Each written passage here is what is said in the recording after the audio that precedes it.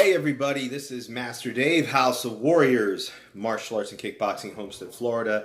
And this is Warrior Wisdom number 16, where I discuss my views and points on traditional or classical martial arts in the modern world and why they need to evolve. Also, I want to take traditional out because traditional, anything can make a tradition. You could be a breakaway and have your own traditions, but a lot of people lump those together. So, if you're looking at the graphic, if you're looking at Tyle's video, point fighting is bullshit. I'm going to tell you why I think point fighting is bullshit. So let's talk about what point fighting is. And I'm going to compare it to a couple different things, but let's say the karate, point karate. Now, it's basically you have a 2-minute time frame and it's running time. We make techniques, and if I land a technique, a certain technique, could be a reverse punch, could be a backhand, could be a front kick, and I get in there, and there's 5 judges, and they all say stop, and they count the flags, red or white, or in some cases red or blue, and they say, okay, point to this guy, point to this person, I didn't see it, no point, or, warning excessive contact with point, or no point, or you have disqualified because guy's X'd out.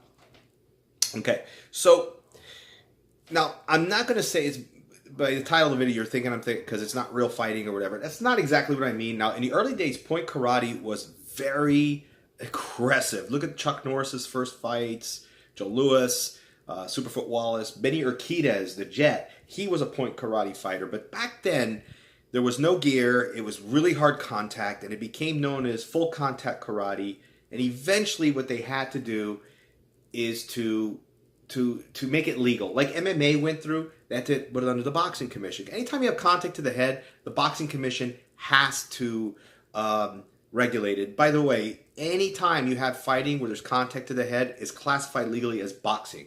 So if you notice most point karate tournaments, contact to the head is kind of prohibited and it's warned against. That's the reason why.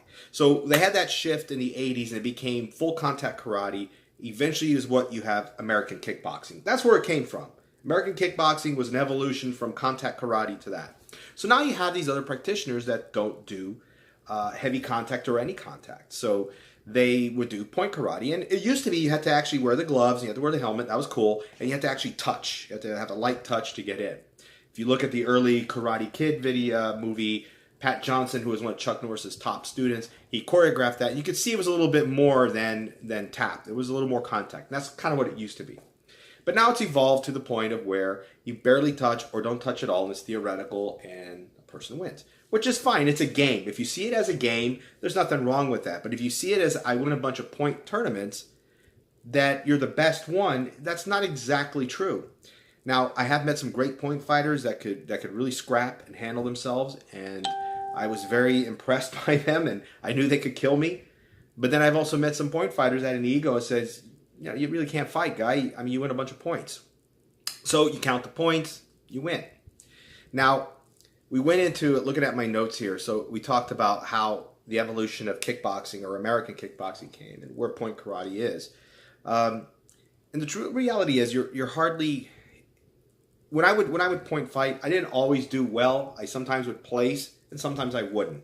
Meaning I would get 4th or 5th. I didn't even get close. Sometimes I got 2nd. Sometimes I got 1st. When I first started doing it, it took me a while to understand it because it's a game. You have to understand when to go. It does teach you timing, and it teaches you how to move quickly. That is true. But it's not a real fight. And when we would take those same guys that would spar, and we would do what we call freestyle fighting in the dojang, means like, okay, guys, we're just going to call it when it's done. Keep fighting. And there was no clock, there was no stop, there was no, and you would actually like check and move and do things you weren't allowed. Because in competition, you can't do certain techniques because they're dangerous or they just can't be scored, and you just can't score them. So I would do a lot of techniques. I would sometimes clean these guys' clocks, and some of them had a hard time with it because 1, I was their junior, and 2, I never won at point tournaments, but I was killing them in the dojang. And that happens because I viewed it as this ways. I see that as a game. If I win, it's great. But I see the other one as this is for my life. This is like self-defense. So I'm going to practice a little harder. And some guys couldn't take that.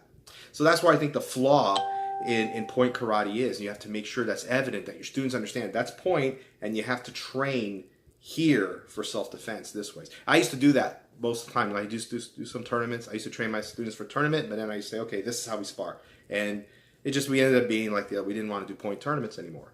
But here's a comparison. A lot of people say I'm being kind of harsh, but let's look at boxing. Boxing uses a ranking system. Okay? In boxing, you could win by point, or you could win by decision, or you could win basic, which is a decision, or you could win by knockout. Now, if you look at the fighters that, and I'm not going to mention names, but if you look at the boxers that win by point, they're skilled, they're fast, but they're winning by point. They're riding their bicycle, they're coming around, they're riding the clock. They know how to work the game. And that's fine if that's how you want to win. And then you look at other fighters who win by knockout. They don't wait for a decision. They put it all out there and they end the fight. And, they have significant wins. Now, a lot of times what happens, this is where kind of the falseness of ranking comes in. And it's, you have one fighter who's ranked higher than another fighter. But if you kind of compare, you'll see a lot of those fighters are ranked because they're point boxers. They like point karate guys. They run the game, they point fight, and because they point fight, they don't get hit as much. Look at those fights. The guys who win by point, they don't get hit as much or as hard. They kind of get clipped, but they're moving. So because they're not as injured, they're able to fight more in a year than, say, like a guy who goes for the knockout. He's going to get clipped hard. He's going to hit back. So there's usually some injuries on both sides, severe injuries. And then those fighters say, look, the doctor can't clear you till this is all healed. And it takes longer for them to get a fight. And when they do get a fight, you'll see there's less fights, and then it makes their ranking kind of like weird. Even though they might have a title belt, the rank is actually lower than, say, the point boxer. Okay, which means that ranking is manipulated and it can not really mean anything. Your rank cannot mean anything. So in martial arts, I look at it as the black belt rank. You have a black belt who point fights all the time, and he's been training like 6 years. And then you have a black belt who just got his black belt. Let's say he's only been training 3.5 years. He just got his black belt. He's still kind of green. He doesn't point fight a lot, but he has been involved in every sparring match in that studio. He cross trains. He goes to other schools and they kind of like work out together, brother schools. And then he expands his knowledge. He works hard on the individual technique, but he's not thinking of point. Now you'll say, well, you'll get kind of enamored by some of these point fighters that even in my organization I used to belong to, say, wow, that guy's like the top free fighter. But then you have this nobody you don't know anything about, and you see him actually spar, and it's like, holy cow, where'd this guy come from? And he's like incredible, and you can't touch him. It's like you start sparring the guy in class, and he's like incredible, and he's only like a first-degree black belt, just got it, And then you're like a second dan or third dan. You're like, this guy's hard for me to handle.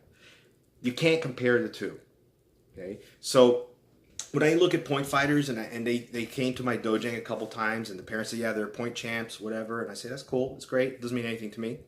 And, I say, well, let's have him spar if he's that good. Sometimes they get a little pushy and I say, well, let him spar. And I let him spar one of my black belts. And before you know it, they look like they can't handle it. And then I tell them, look, point karate is not the same as this, okay? And I'm not an MMA school by any chance. I'm not saying there's anything wrong with MMA, it's just not who I am, but I do believe in good self-defense, and I believe in perfecting that technique. That's that karate element I learned from Tang Soo Do. So, but we can't focus on being a point fighter. That's not gonna make you a good free fighter. That's not gonna make you someone who can handle being in a bad situation. Okay, so that's it, guys. Thank you for listening. I'll see you next time. Always have a kicking day.